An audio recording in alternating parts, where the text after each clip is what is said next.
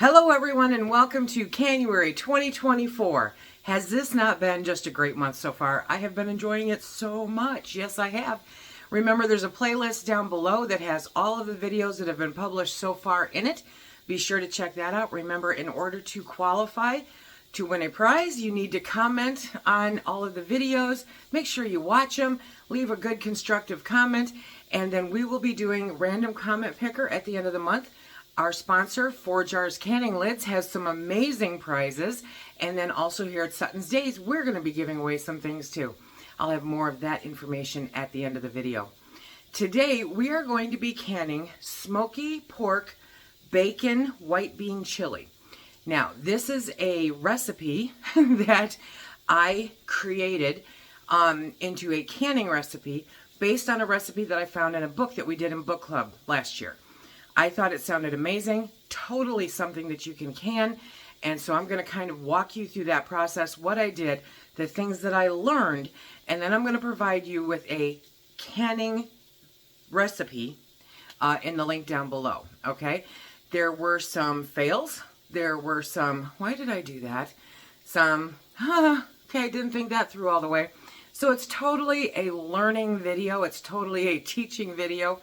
And I'll show you how I convert a regular recipe to a canning recipe. Now remember, in order to convert a recipe to a canning recipe, you have to take into account the things that are not safely canned at home. Just because they can it someplace else in a factory does not mean we can replicate that process safely at home. It's kind of common sense, but it needs to be repeated anyway. So let's get going. In my pot back here, we have the beans, and I'm doing the quick soak method, so I'm heating those up right now while the pork is in the smoker. While that's going on, we are going to start cooking the rest of the ingredients. So, smoke is in the porker, beans are doing the quick soak method, and now I have 4 large onions, okay, that I diced up, and we are going to get those sauteing. And yes, they made me cry, but that's okay. We're going to get those sauteing and start adding the rest of the ingredients. I add just a tiny bit of oil into the pan. I use olive oil. I use olive oil for everything. So that just helps it so that they don't stick, you know? So while we're sweating these down, I'm going to add the spices, which are super simple. We have 8 tablespoons of chili powder, and we have 4 tablespoons of smoked paprika. Adding more of that awesome smoky flavor to the dish. Now it's time to add the diced tomatoes, yes. So we're putting in all of our diced tomatoes, and I mix it up just a little bit. Now you'll see in the recipe that is linked down below, you click on the link, it takes you to the website, you can print it off. And I substituted one of the measurements of diced tomatoes with Rotel, or I'm substituting one of the diced tomatoes with Rotel, just to give it that extra little oomph and flavor. But if you don't want that little extra oomph and flavor, then just use diced tomatoes. That's fine. Okay, now we're going to add my No-Tell Rotel. Okay, that's from a video. I'll link that down below too. I found a recipe that is considered safe for canning your own Rotel, your own substitute Rotel. And I just want that little oomph of flavor in there, so I substituted that. Okay, now we're going to let this just simmer for a little bit. It'll break down those tomatoes. It'll become a little bit more juicy and really good. And we need it to cook down a little bit so that we can add the rest of the liquid too. I swapped out the pots because this burner burns hotter, so that I can get this up to a nice boil for the quick soak method. I will leave the link down below for the quick soak method because it's important. We're going to add the 6 cups of water to this and let it continue to simmer. We're going to let it continue to simmer, and then we'll just come in every now and then, give it a good stir. but that will get all of that marrying the flavors in together. This is going to be the best chili ever. Okay, so the beans are doing their hour soak, and the rest of the sauce got up to a nice simmer, so I turned that off. The pork is still in the smoker doing its due. It smells amazing. And so now we are going to cook up some bacon. I'm going to use a pound of bacon for this recipe. Now, a lot of people will say, I thought you couldn't can bacon. Okay, you cannot can bacon for the sake of canning bacon. There's no safe approved method. So yeah, there's a lot of people out there doing it. But if you ask them how long they're supposed to can it for, they're going to tell you, oh, it's the same as meat. See all that fat? Okay, there's no tested approved time for canning bacon. So we don't know that it's getting properly heated to its core the way that it needs to for the amount of time that it needs to in order to make it safe. Now, here's the fun part. We're going to cook this bacon crispy. Crispy like Phil likes it. Okay, I kind of like slightly undercooked bacon. You know, I'm a little weird that way. How about you? But we're going to cook this nice and crispy so that we can cut it up because we're adding it for flavor. So it's actually a very small part of the recipe, okay? And you can do that when you're adding it for flavor. Apparently I need just like a 2-slice bigger sheet. But we're gonna bake this in the oven until it's nice and crispy, and then we can dice it up. The pork is in the smoker, the bacon is in the oven, the beans are doing their final soak, and the rest of the ingredients are all simmering together nicely on a pot. Whew, in a pot. This house smells amazing right now. So I wanted to address the smoke issue. Some people will say, but I don't have a smoker. No problem. That's not a problem. A, you don't have to add it. You're getting a little bit of smoke flavor from the smoked paprika, okay? But B, if you want, because this is often a question that we'll get, can you add liquid smoke to your canning recipes? Ideally, you can, okay? The perfect answer is yes, you can. You want to read your ingredients, though, because liquid smoke comes from a variety of different companies. Some add molasses, some add vinegar, blah, blah, blah, you know. So check your ingredients. The ideal liquid smoke is literally just smoke suspended in water. It's that simple. But remember that if you do add it, you want to go extremely sparingly, okay? Very, very little, because a little bit goes a very, very long way. So that is an option if you want to try adding just a little bit more smoked flavor to this chili. It's really good. I love it this way, but it's going to be just as good without the smoky flavor. So remember, the paprika, because it's smoked paprika, adds a little bit of that smoky flavor to it. If you want to add liquid smoke, you can, but I would say if you're going to do the recipe at exactly the measurements I have, that I would not put in a half a tablespoon, okay? That's it, because it really does go a really long way. And here we are. Okay, so these did cook a little bit more than anticipated because we think some of the fat got down, caused a little bit of flames, but that's okay. That's fine because, you know, pork butt is very fatty. So Phil is going to pull these out. So that's what it looks like. And not to worry, most of that, because it's fat, most of that will not go into the pot. Okay, so this did, there we go. There you go. That's what it looks like. This is where the fun and the chaos begins. So we have all of the smoked pork butt here. It's par cooked. So you will see pink, okay? All the juice and the fat down below. And I've let that cool off a little bit. And then we have our beans that I have rinsed, and they're sitting there now. And then the sauce that is back there, nice and hot. So first, I have to grab the bacon. Now, I cooked all the bacon, you guys saw that. And then, just to make sure that I got it as crispy as I could, I then put it in the microwave for a little bit too. So we're just going to go through and chop that up as much as we can. The link for the knife is down below. You guys know I use this knife for just about everything. And, whoop, okay, puppies will be happy. And so we are going to just chop that up because you want relatively small pieces. Remember, it's going in there for flavor. And so that is perfectly safe and fine.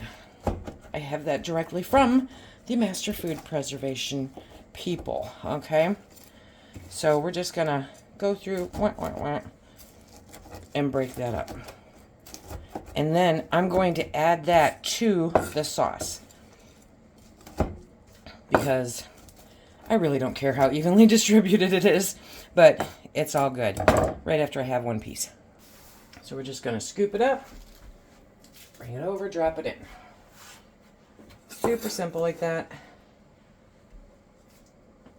And we'll get it all stirred in, and life is good. In the meantime, I'm going to start putting the meat in here. This is totally my preference. You can do it any way you want, okay? I would need to pull out a super big pot to put all of this together. So what I'm going to do first is I'm going to divide the meat between the 12 jars. I'm going to drain it as best as I can. And approximately a pound of meat per quart, because that's about halfway.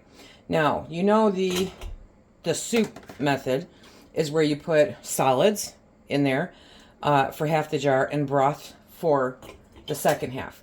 This is going to have too many solids for that. So we are going to be canning this at the meat time, which works out good for the beans and for the meat. And it will do nothing to overprocess any of the rest of it.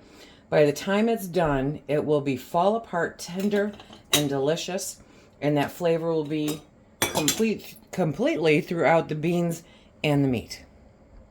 Now, yes, there's a little bit of fat in here. That's not a problem. That's not a problem. It won't go rancid if you process it properly, okay? It's very little in the scope of what's going on here, and will not cause any kinds of issues. What you might see after your jars cool down from processing is that you might see a fat cap, but when you heat it up, that will go away. The fat is where the flavor is, my friends. I say it all the time. The fat is where the flavor is, and so that is a no harm, no foul. It will not do anything to shorten the life of your your chilies or anything else.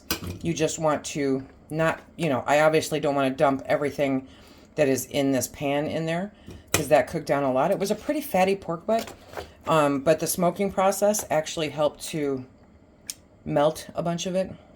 Okay, now comes the crazy fun part. Now we start divvying up everything else. So I only want to put 3/4 of a cup of beans into each jar, because these beans will swell, and so they will absorb some of the liquid that's in there, and I don't want it to be a bone dry chili, by the time we're done.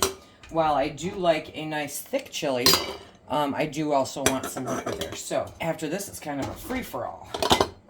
But I know I'm going to have some extra chili base left over. So what I did was a pound of pork per jar, and then 3/4 of a cup of beans per jar, okay?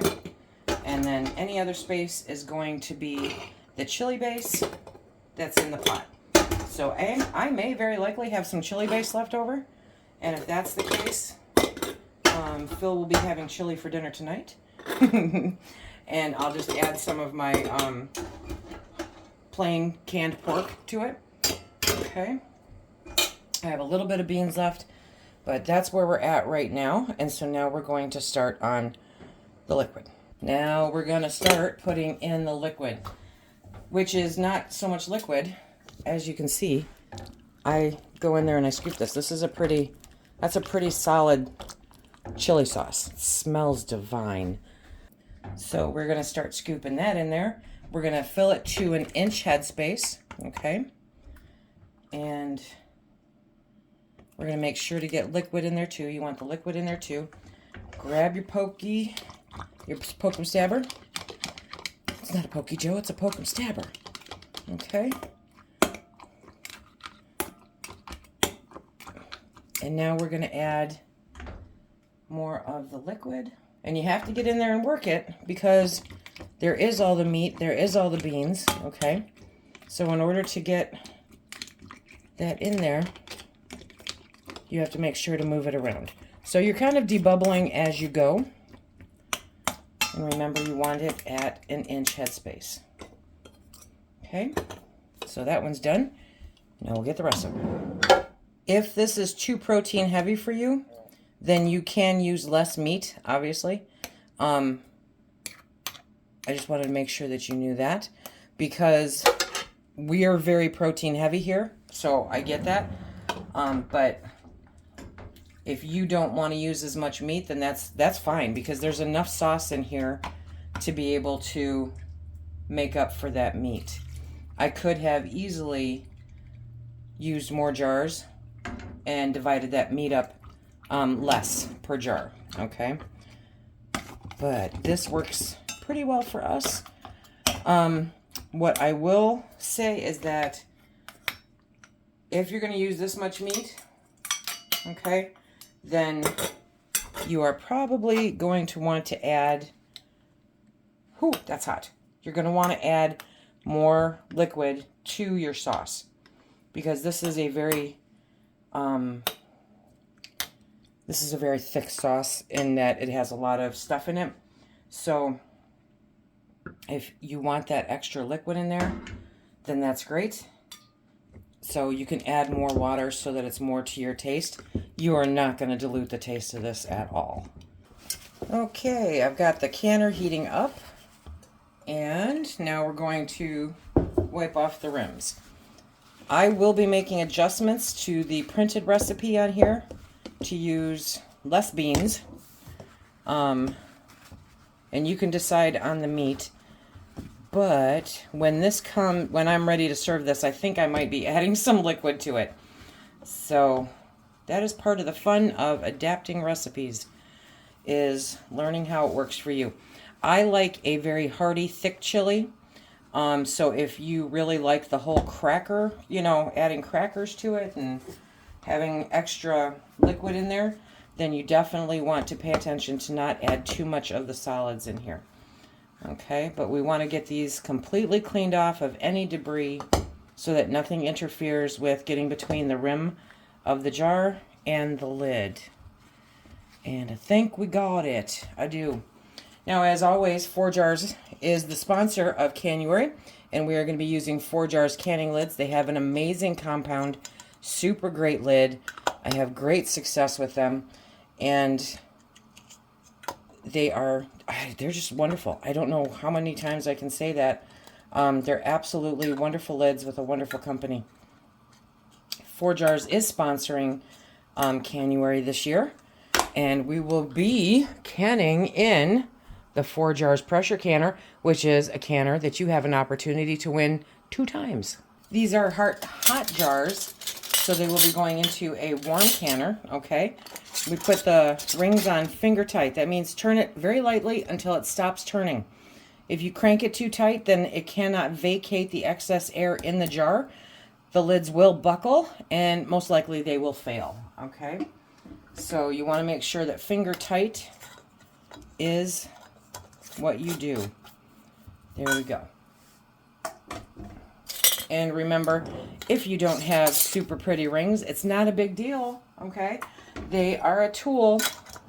They are a tool. They are not an engagement ring. And as long as they screw onto the jar and work, then they're good. The rest of it does not matter. Okay, there we go. And there we go.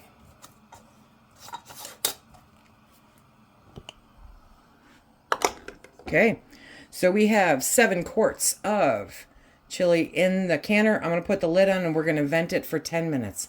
Once we get a steady stream of steam coming out of the vent, we will start our timer. and then we will run the process. I have a ton of videos showing you the entire process.